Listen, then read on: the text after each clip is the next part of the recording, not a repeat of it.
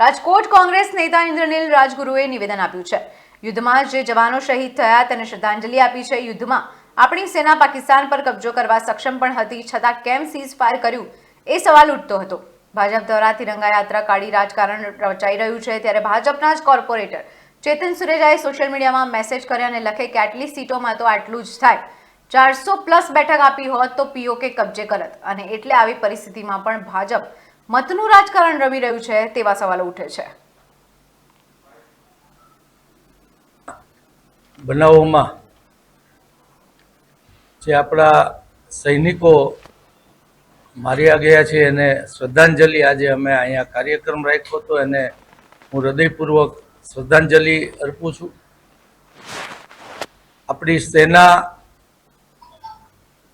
देशनी हरेक स्त्रीनु सिंदूर अने हरेक स्त्रीओ बाळकोनु ध्यान राखवा माटे सक्षम छे। त्यारे पाकिस्ताने एना कविचार साथे आतंकवादने सपोर्ट करी अने काश्मीर में पुलवामा में आम आदमी ने ज्यारे टार्गेट बनाव्या त्यारे देश माटे देशना लोको माटे ए खूब चिंतानो विषय हतो। काश्मीरनी समस्या ने बरोबर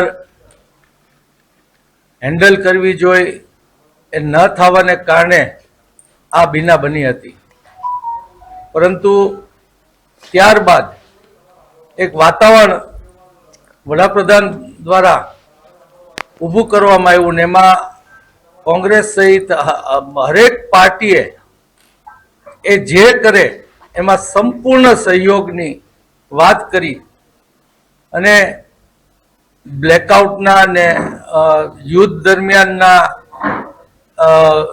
आम नागरिकना शिक्षणना ने कार्यक्रमों आप्या के जाणे युद्ध करी अने अमित शाह जे फ्लोर पर लोकसभा फ्लोर पर बोलेला कि अमे पीओके लईने रहेशुं, आनाथी सारो मोको कोई हतो नहीं। इंटरनेशनल दृष्टिए पर आनाथी सारो मोको नहोतो अने आपणुं लश्कर तो